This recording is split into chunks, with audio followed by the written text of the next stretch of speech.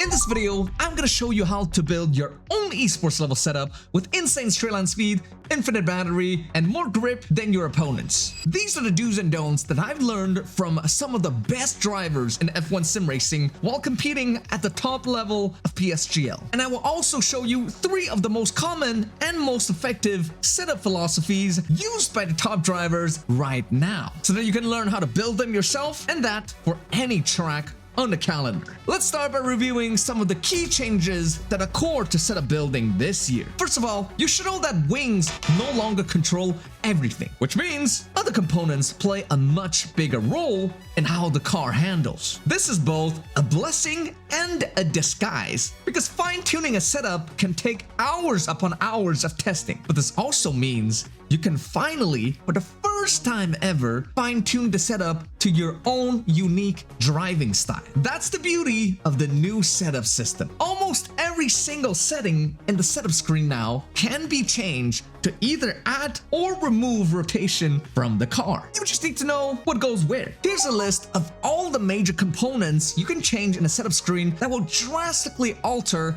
how the car behaves. Notice that for almost any setting, you can add or remove rotation. Let's take a closer look at how each setting can affect the behavior of the car. Starting with wings. They no longer control every aspect of the car. However, they still have the biggest impact on top speed by far, especially the rear wing. High wings create more drag, which means less battery regeneration and more battery drain when using overtake. Low wings do the opposite. You regenerate battery much faster and the battery drains a lot slower when you're using overtake, which is another reason why low wings is so powerful this year. But wings aren't the only things affecting top speed this year, so pay attention. But since running too much wing hurts top speed and battery regeneration, we have to look elsewhere to create this rotation. And we're gonna take a closer look at that when we get to the anti-roll bars. For the differential settings, suspension geometry, and suspension, these are the universally agreed upon values that almost every setup uses. For differential, always leave the on throttle to 100, and for off differential, leave it somewhere between 20 and 35. The lower this value, the looser the car is on corner entry. And if you find yourself locking the rears a lot, then you want to increase this setting. For suspension geometry, we leave everything on the left. You should almost never touch these values because there are better and more consistent ways of creating rotation. And for the sake of simplicity, we're gonna leave it left, left, left, left in this video. For suspension, you always want to run 41 and 1. The traction you get from this combo is simply unmatched. You have so much grip on corner exit, it's almost funny. For beginners, this is what I would recommend. The only time you might want to increase the rear suspension is when you lose the rear in high-speed corners. But even then, it's mostly a skill issue. And now we get to the bread and butter, the anti-roll bars. This has been a trend since F1 24, but the anti-roll bars play a much bigger role in creating the rotation you need in the car. You want to pay close attention here because what you choose for these values will most often than not make or break your setup. The anti-roll bar settings controls the balance of the car mid-corner. Increasing the front anti-roll bar will increase the responsiveness on corner entry, but it will create less rotation mid-corner. Increasing the rear anti-roll bar will allow the rear to slide more around the corner, which creates more rotation. Lowering the same setting will create more grip, especially on corner exit. But remember, more stable most often means less rotation. So you need to find what works for you. Running one front anti-roll bar coupled with any number for the rear, or running any number coupled with one rear anti-roll bar, both work in terms of anti-roll bar philosophy. However, in my experience, keeping the front at 1 and only changing the rear creates the biggest effect on mid-corner rotation, especially through the long corners. Just like the wings, you can look at the gap between these two numbers and have a good idea of how much rotation the car really has. A setup with 1-1 anti-roll bar represents a car that is very neutral. Extreme combinations like 1 followed by 21 in the rear means a lot of rotation, and it's usually a lot less stable over over a long race distance. You might usually see this type of setup in qualifying conditions. The real answer usually lies somewhere in between, which is why you often see setups with anything from 1.6 roll bar to 1.15 roll bar. As a rule of thumb, start with the fronts at 1 and play with the rear number to see how much rotation you really like from the car. Increase this number to make the car turn more. Decrease it to make the car more planted mid-corner and on corner exit. If you must increase the front anti-roll bar for more responsiveness, don't ever go above 3 or 4 right height. Remember, with the ground effect era of cars, the closer you run the car to the ground, the better it performs aerodynamically. This is because of something called the Venturi effect. In F125, it's the same thing. Running both values lower can generally increase responsiveness, and lowering the fronts actually changes the trajectory of the car into the corner, meaning you can turn in later and still have the car respond in time. But there's a catch. If you go too low, your bottom will scrape against the surface of the track. And if you remember McLaren from Las Vegas last year, that generally doesn't end well because you lose a lot of straight line performance. But for the fronts, you might want to consider running 22 or even higher in some cases on tracks with very long straights such as Las Vegas. Because the lower you run the front right height, the pointier the car becomes, but it will also scrape a lot more down a long straight. Putting the rear value higher can increase traction, but it will come at the expense of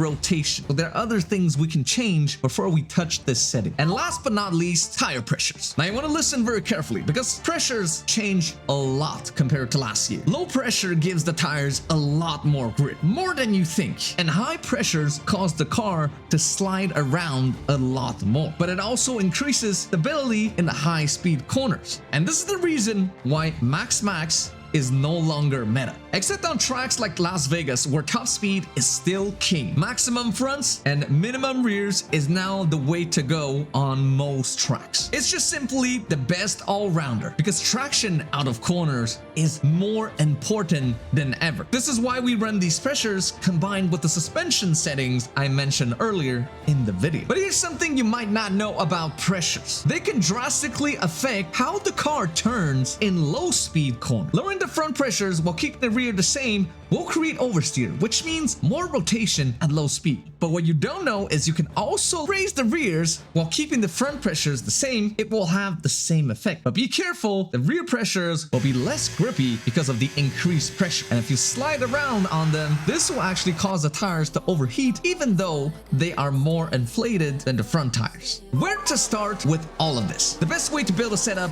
is with a strong baseline. Now, I'm very lucky to be part of Tatum Restek, but if you're unsure where to start, setup shops can be a good reference point. For the past few months, among other options, I've used Simracing setups wings as a baseline quite a few times myself to build my own setup. They're currently running a 25% sale on all F1 setups and strategies, and you can get an additional 10% off with my code FORMULAKAI. The link is on screen if you want to check them out. Once you know the correct wing level for a track, this is where the magic happens, because it's time to tune the car to your own driving style. Remember when I said earlier that you can add or remove rotation from the car with any setting? In general, I would adjust wings and anti-roll bars in tandem. Then play with ride height and tire pressures, unless you're working on a track with very long straights. Then in that case, I would start with these settings. As a rule of thumb, if you add rotation somewhere, usually you want to take it out from somewhere else. If you need more turn in, increase the wing gap. If you need more mechanical rotation or traction mid-corner, look to your anti-roll bar settings. If you want to change how the car turns in corners that are third gear or below, look to your tire pressures. Keep experimenting because you might be surprised what kind of stupid combination can actually work this year. And oh boy, I've seen my fair share. Over the last 9 months, I've driven a lot of setups. And these are the 3 most powerful setup philosophies that I've found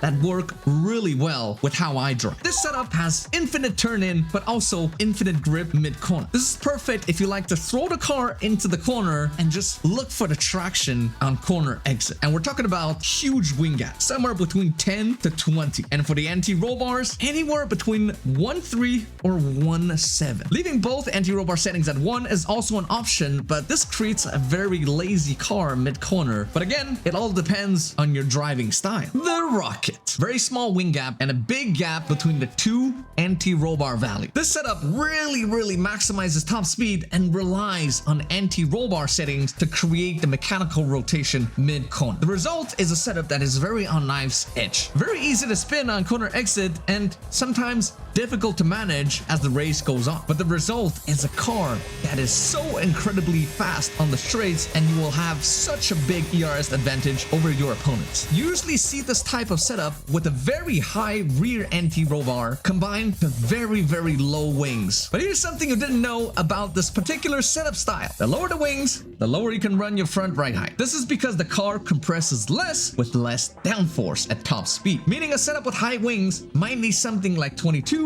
or 23 front right height to have clearance over the big bumps on the asphalt, while a setup with much lower wings would only require 20 or 21 front right height. And thirdly, the low speed rotation machine. This type of setup uses the tire pressures to create rotation. If you take a car with maximum front pressures and minimum rear pressure, and you flip both of these pressures around, you end up with minimum fronts and maximum rear. This creates a car with a very grippy front end and the rear that is very sliding. And this style is particularly effective in low speed corners. So if you ever find the car sluggish in the slow corners of the track, you might want to decrease the front pressures to help the car turn. But be careful, since the tires are less inflated, you might bottom out more easily, especially with the front ride height. The fun part about this particular style is that you can run something as crazy as 25 in the front and minimum in the rear, and the setup would still work. It all depends on how you set up the rest of the car. If you're still unsure what style to go for, you can join my Discord server where you can ask these questions for free. And for all my YouTube channel members, you will also have access to a cheat sheet with all the setup styles and troubleshooting. I hope you found this video helpful. Share the setup guide with somebody who might learn something from it. And remember, no setup is perfect because we all drive in our own unique way. So keep learning, keep testing, and keep having fun. This is Formula Kai signing off. Seeing you soon.